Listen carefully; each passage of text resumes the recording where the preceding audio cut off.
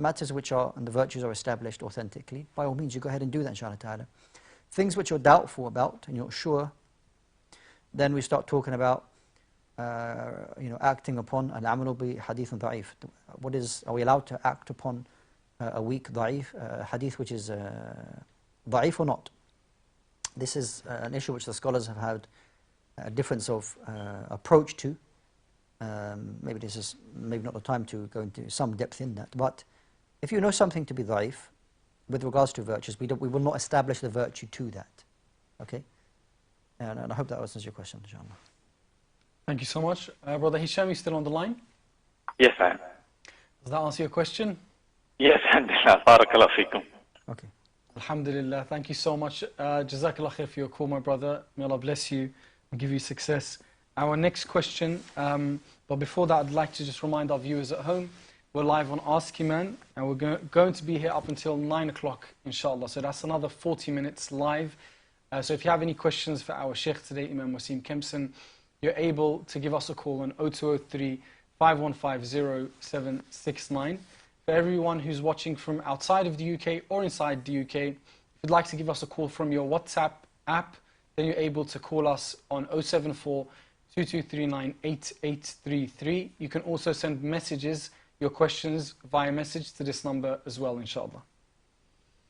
Our next question, Shaykh, is my question is, I struggle to keep wudu. I have wind problem. I may step out of the bathroom after wudu and break wind. I make wudu for each prayer, but whilst reading, it can happen several times. If I'm at home, I can eat salah. I can pray eat salah, but if I am outside, I cannot. I have changed my diet. I have several health conditions, diabetes, asthma, and many others as well that are mentioned. May Allah make it easy. What can I do? Secondly, if I am at work, can I combine my prayers, as by the time I come home, there is no time? What would I read, for example, for Maghrib? What would I read, example, Maghrib and Isha?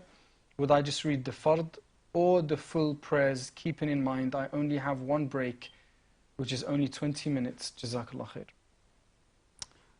So, there are parts of the question which, to be honest, I would prefer that if you can speak to somebody face to face, especially about the work issue.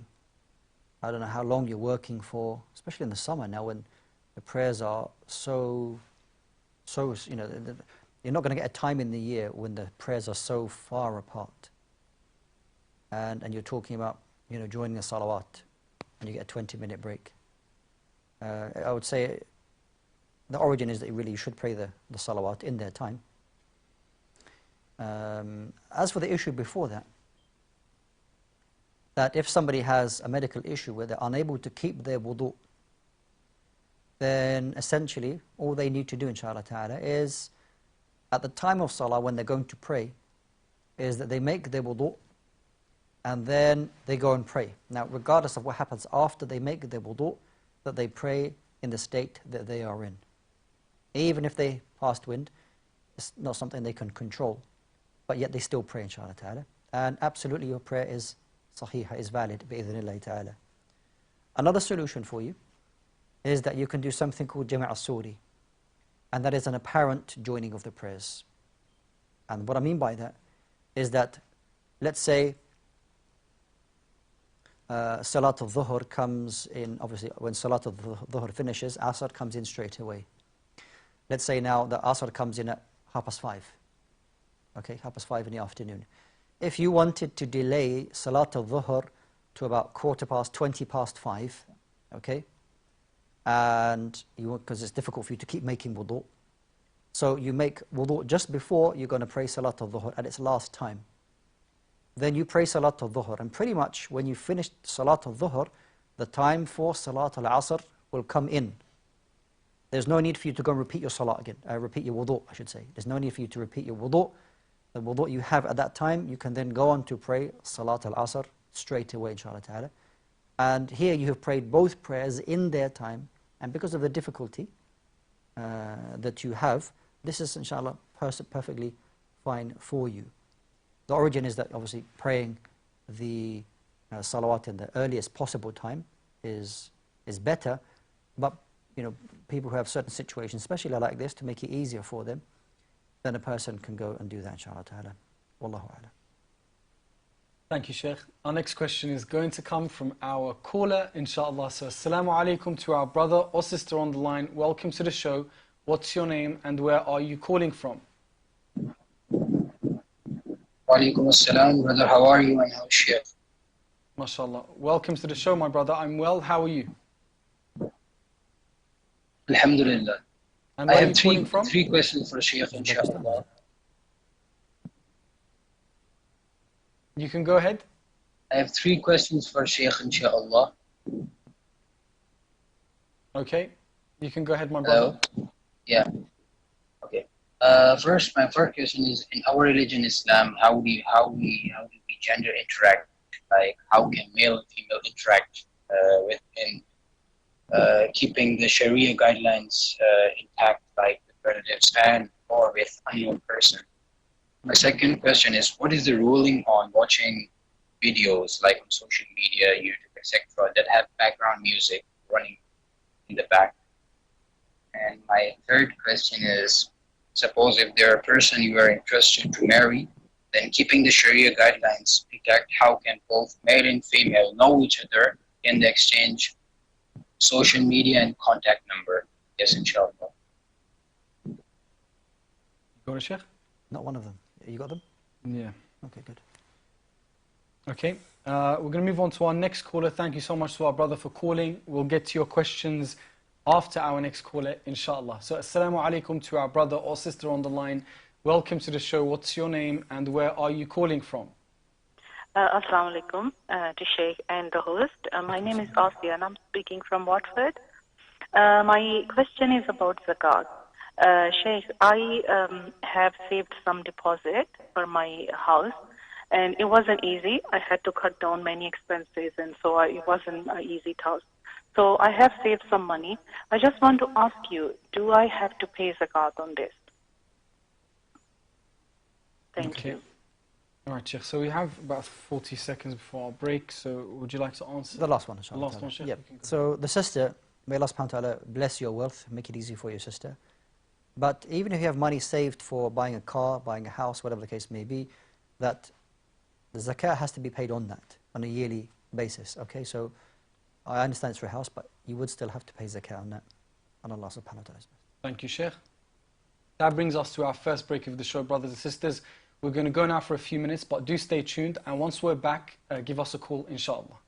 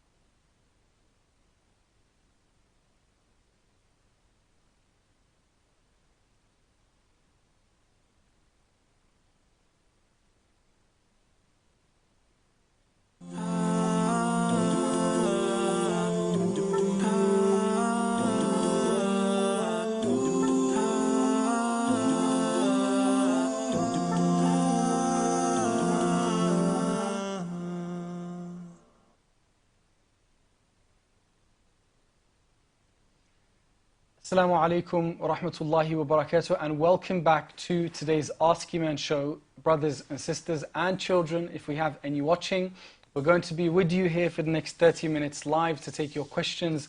So if you have any, do give us a call or send your questions to our WhatsApp number, email address. And if you're watching along on YouTube or Facebook, you're able to leave your questions at the comment section, inshallah. So we're back with Imam Wasim Kempson. Assalamu alaikum, Shaykh. Wa alaikum salam wa rahmatullahi wa barakatuh. Jazakallah khair. We have 3 callers on the line, but before we get to our brothers and sisters on the line, we do have to cover the questions we had before the break. So our next question, Shaykh, is, I believe the brother asked about interactions between genders, was his first question. So if you can just take us through how we're meant to behave in those situations, Shaykh, and where the relevance is for interaction. This is a very broad question. I mean, we're on a show where we can answer questions that don't require a muhadara, a lecture for this, talking about what are the Islamic guidelines in interaction, and this requires, to give it full justice, to be honest, a full lecture. But nonetheless, some basic guidelines in that for the men and the women to lower their gaze when, if there's a need to speak with one another, there's no touching, and fearing Allah subhanahu wa ta'ala. It doesn't prevent people going about their normal business and shopping and working and going about what they need to do. But remembering that respecting and honoring the other individual is paramount. And looking how the Prophet ﷺ would deal with people, likewise the companions, and how Allah Jalla wa Ala tells us for us to conduct ourselves in this manner. So we are aware of free mixing, and when I say free mixing, and I mean is a kind of interaction between the genders without any guidelines at all, which could be problematic further down the line. And Allah subhanahu knows best. Thank you, Shaykh. The brother's next question was, what about watching videos that have background music? Yeah. So if you're an individual who views music as not allowed, then you take that approach, that if something has music, you won't listen to it or you won't watch it. If you're a little more relaxed on it, then you'll take that approach, you'll watch it. But if you take the view that music is haram, is not allowed, then you won't watch it. Allahu A'lam. Thank you, Shaykh. Next question was, again, the brother asked about when it comes to opposite genders exchanging contact details and also maybe speaking on social media, or I think he said exchanging details of social media. Yeah, again, a very broad question. You're exchanging details for what reason? Is it, give me your number, I'll contact your wali? I mean, I'm not sure in what context you're talking about exchanging numbers, exchanging information like this.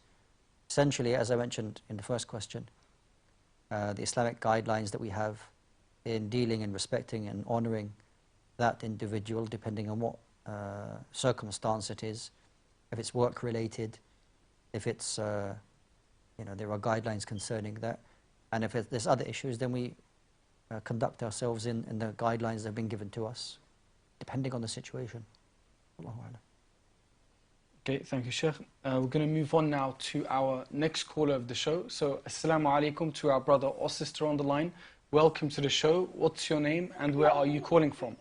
Hello, Assalamualaikum. Yeah, my name is Imran. I'm calling from London. Sorry, my brother Imran. How are you today? Yeah, alhamdulillah, brothers. Alhamdulillah. And your question?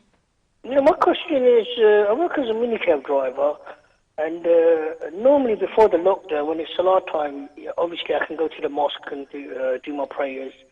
But I mean, obviously with the current situation, it's all the mosques are closed. So what would the Shaykh recommend that I do in that scenario? Is it okay to sort of read in the car, or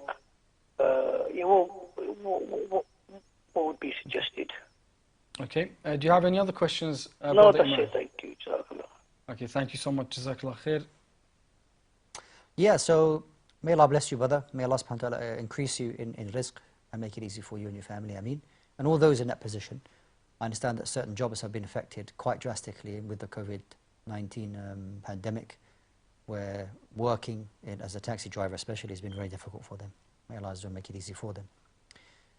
Now, when you do decide to go out and work and the time for prayer comes about, obviously you can't go into the masjid. I myself have seen from a distance the brother's got his prayer mat and he puts it outside the masjid and prays in front of the masjid. Obviously it's not in the main road. It's blocking people. He chose a masjid where it's kind of like they've got their own area, if it's open that is. It doesn't have to be that. Point being that the person chose a suitable area to offer their salah where they're not going to be disturbing others or they're going to be disturbed. And Ardullahi wasi'ah, that Allah Azza wa Jalla is, His earth is spacious. London is a big city. If you're in another city, I'm sure that is spacious as well. Spacious as well. You can find a place where it's away from the people, you can offer your salah outside. And as long as you have the opportunity of standing up in prayer, it wouldn't be allowed for you. And it's not right for you to pray just sitting in your car. And Allah knows best. Okay, thank you so much, Sheikh. We're going to move on now to our next caller. Thank you so much for your call, Brother Imran. May Allah bless you. Assalamu alaikum to our brother or sister on the line. Welcome to the show. What's your name and where are you calling from? Wa alaikum assalam wa rahmatullahi wa barakatuh. My name is Junaid. I'm calling from London. How are you guys? Assalamu alaikum, Brother Junaid. Alhamdulillah. And how are you? Alhamdulillah, I'm very good. I have two questions for the Shaykh, inshallah. Is that fine? You can go ahead. Yep. Okay, so my first question is to do with like our immediate family, because we have obviously we have like my sisters, some of them are married, so their brother-in-laws come over and everything, and so when we're all together like this, I want to know about like or we want to know about how to like what's the right kind of segregation that we should be taking. Is it like can we be sitting in the same room, and then even can we like just be chilling and talking with each other, like a brother-in-law speaking to someone who's a non-mahram and everything like that? And is it fine that we're just chilling like normal, or like what kind of segregation should we be taking? That's the first one. And the second question is kind of to do with that. Is that as a family, including my brother-in-law and like, for example, my sister who she's not married to, can we all like play a game together, for example, like a board game and everything like that? Would that be permissible by Islam? Like, even though their mahrams are there, my sister, like our brothers and my mom and dad are there, would it be allowed or would it not be allowed? And please can you provide evidence from Quran and Sunnah? Thank you. Did you catch the board game question? Yeah. Yep. All right then. Thank you so much, my brother, for your call, Brother Junaid. We're just going to move on to our next caller. We'll come back to the two questions after our next call. So, assalamu alaikum to our brother or sister on the line. Welcome to the show. What's your name and where are you calling from? Wa alaikum assalam. My name is Eman Channel and I'm calling from London. MashaAllah. How old are you? I'm 11 years old.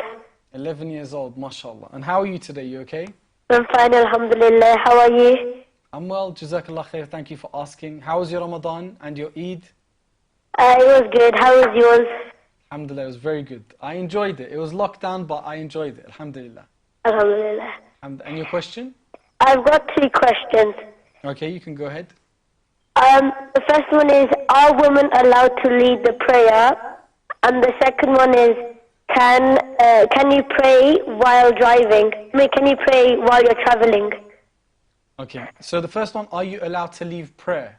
Is that what you asked? And allowed to lead the prayer? Oh, lead it.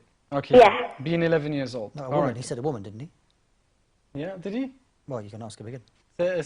What was the first question? One more, if you don't mind repeating it one more time. Are women allowed to lead the prayer? You know what, Shaykh Wasim's hearing is always better than mine.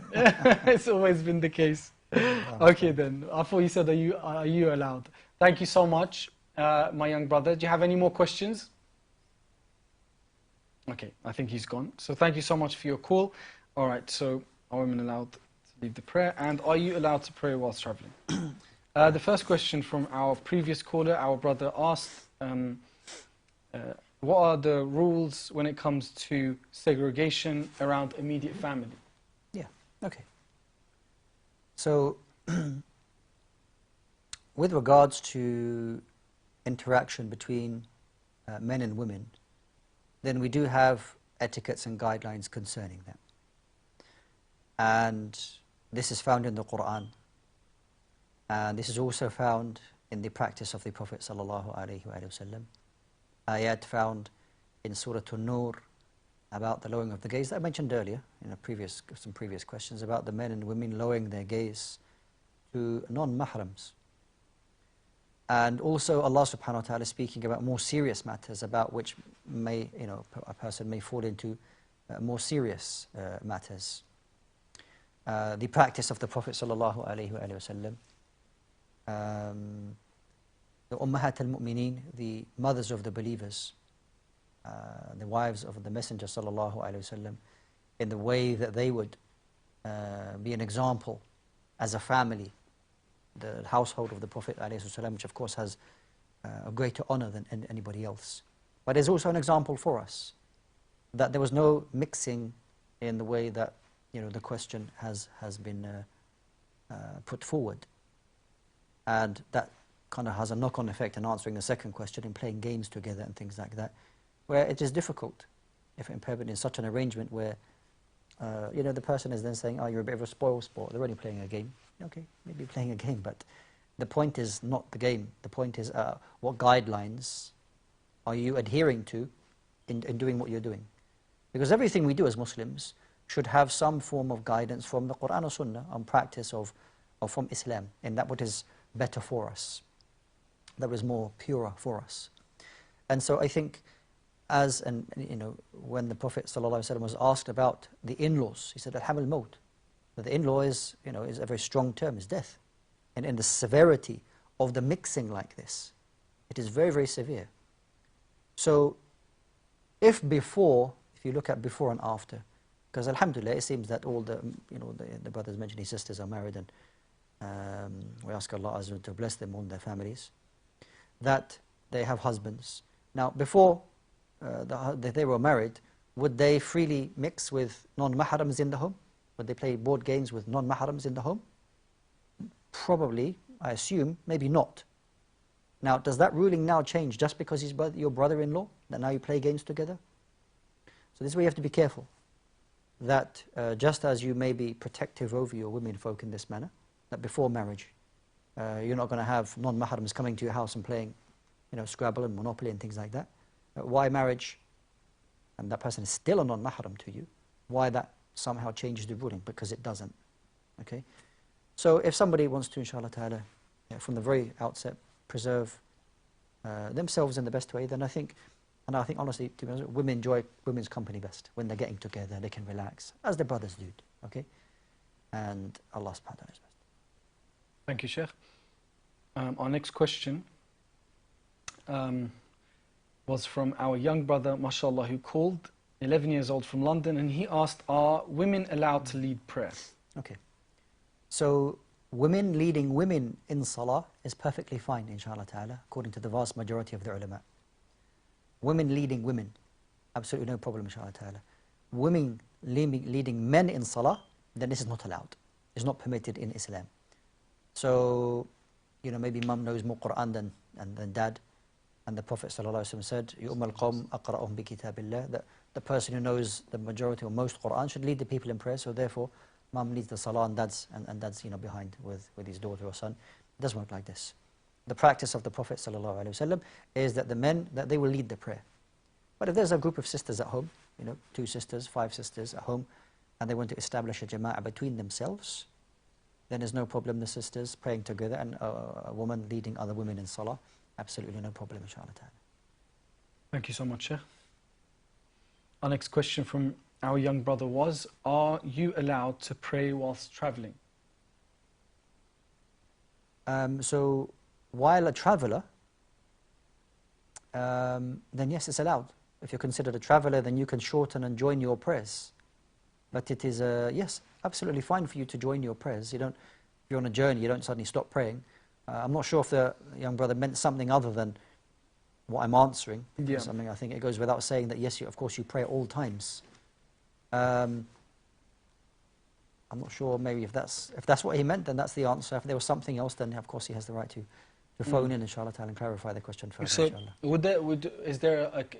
Are you allowed to delay your prayer, or maybe collect them all for the end of the day? For example, you're traveling for 9 hours. Sure.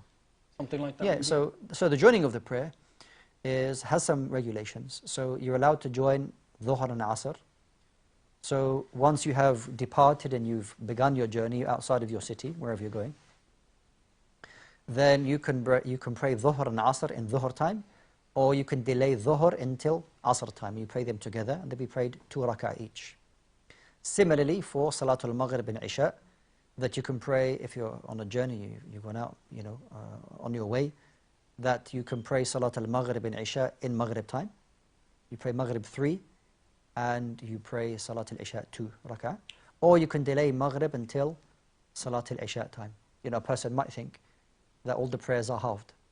So Dhuhr was 4, is now 2. Asr was 4, is now 2. Maghrib was 3, is now 1.5. It's not. Maghrib stays the same. And Fajr stays the same as 2. Fajr, by the way, is not joined to any prayers. That remains to be prayed at its time on its own. Wallahu a'lam. Thank you so much, Shaykh. Okay, we're going to go to our calls now. So, Assalamu alaikum to our brother or sister on the line. Welcome to the show. What's your name and where are you calling from? My name is Stacey and I'm calling from Shaykh. Assalamu alaikum. Sister, and your question? My question is, a relative of mine died last year and I was practicing until then and I lost my way and path. I've been trying to practice Salah again, but it feels disconnected. I'm just wondering what I can do to try and get my faith back. Okay. Do you have any other questions, sister? No, that's it, thanks. All right then, so if you'd like to stay on the line and our Shaykh would answer you now. If you have any further questions after that, you're very welcome to ask. Thank you. Is that okay, Shaykh? Yeah, it's absolutely fine, inshallah. So,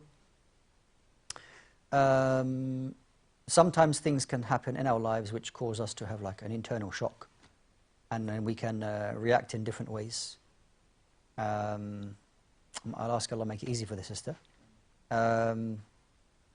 What I would say is that if a person feels that, there are, and I think for everybody there are trying times with regards to practicing our Islam, that we need to maybe sometimes speak with somebody if there are particular issues which have caused me to have questions, not necessarily doubts, but to have questions, okay? And there's a difference between the two, because a person may say, I've got doubts about my faith. That's not the same as a person having questions. Because a person may have genuine questions, but then a person interprets that as, I've got doubts about my faith, and because I've got doubts, therefore I can't be a believer. That's not the case at all. Not everybody has knowledge about everything, and if you have any questions, the best way to resolve those questions is obviously to find somebody to answer those. So what I would say to the sister is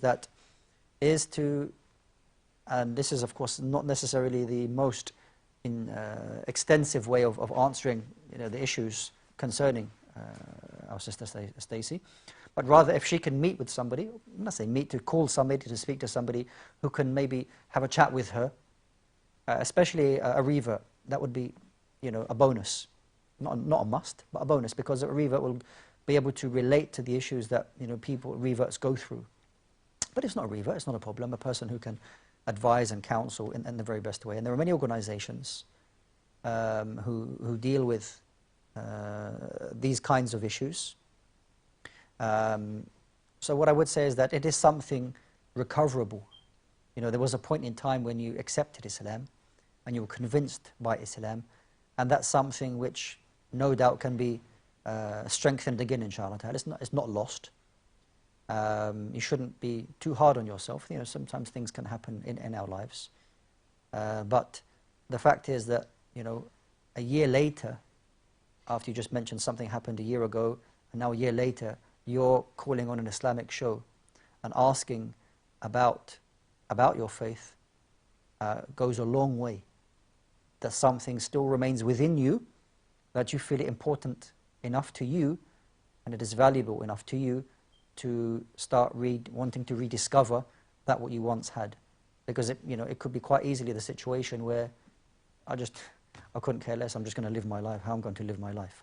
But Allah has placed something in your heart, and there is Iman in your heart, that you want to rediscover something that maybe you once had, and I'm sure that will be the case, inshallah ta'ala, if you take the necessary right steps in speaking to the right people to advise you, even if it's through the channel, or in your local area, if there's an organization which helps new Muslims, then I would definitely try to do that, inshallah ta'ala. But the fact, and I'd say that you've called after a year, that there is great hope for you, inshallah ta'ala. May Allah make it easy for you.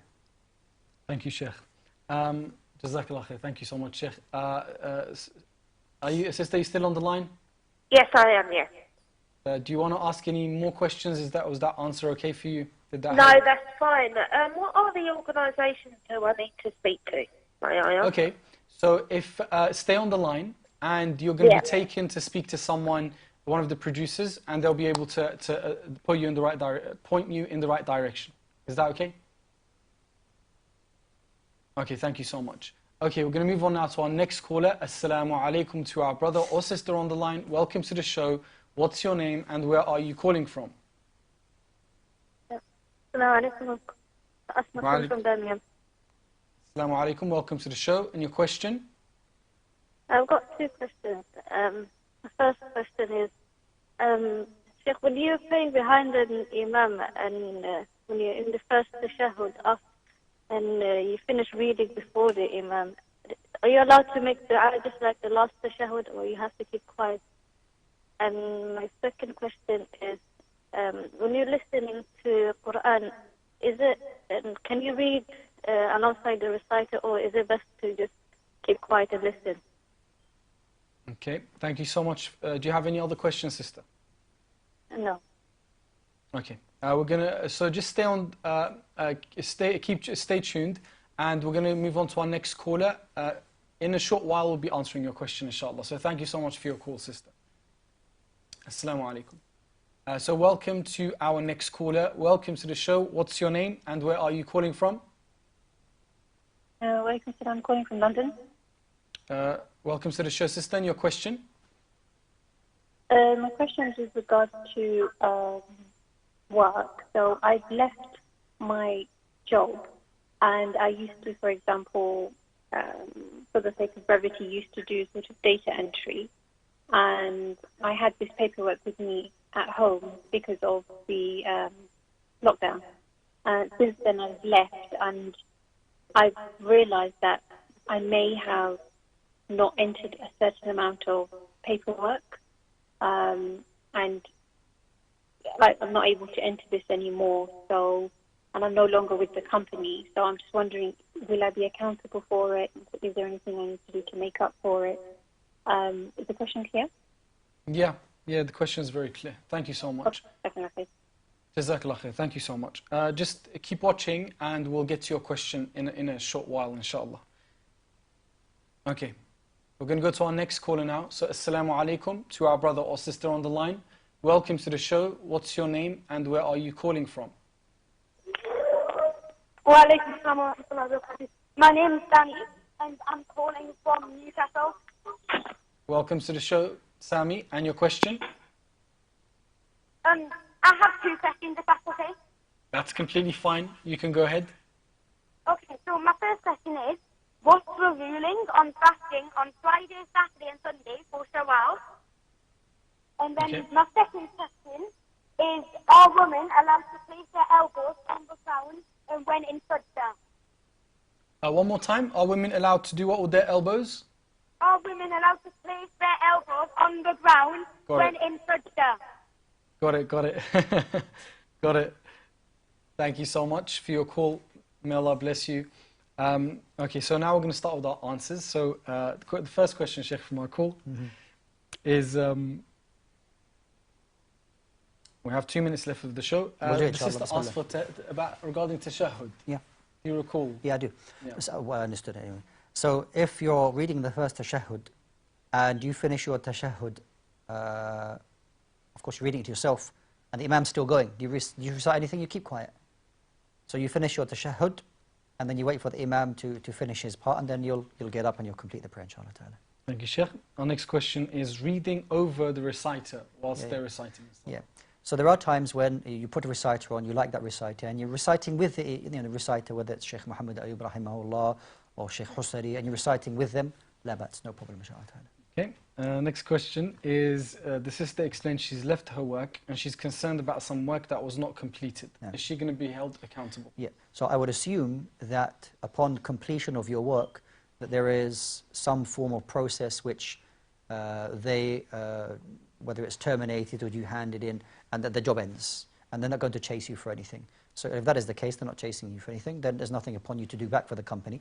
But if you personally feel that there was some shortcomings, then you ask Allah subhanahu wa ta'ala for forgiveness for any shortcomings that you have done. Thank you, Shaykh. Our next question is the ruling on fasting Fridays, Saturdays and Sundays. La ba's, inshallah ta'ala, I mean in Shawwal or Yes. general? In Shawwal, yeah. Shawwal specifically. Yeah, specifically, you making up those days for the purpose of Shawwal, there's not a problem, inshallah ta'ala. All right. And lastly, our young brother asked about women placing their elbows on the ground whilst praying. Yeah.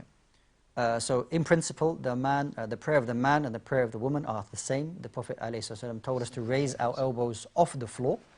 So based on this, we say that the woman should raise her elbows off the floor. Even if she tucks her arms in a little bit, then do so, but not to be on the floor, okay, not like this. So she should raise her elbows. There are times and situations where she wants to make her body a little bit smaller. That's acceptable in certain times. Other than that, she raises her elbows up at all times, just like the men, inshallah. Thank you, Shaykh. We got through all our questions. Thank you so much to everyone who's tuned in. We're going to be back for our next show, inshallah, at the same time. Assalamu alaikum for now, wa rahmatullahi wa barakatuh.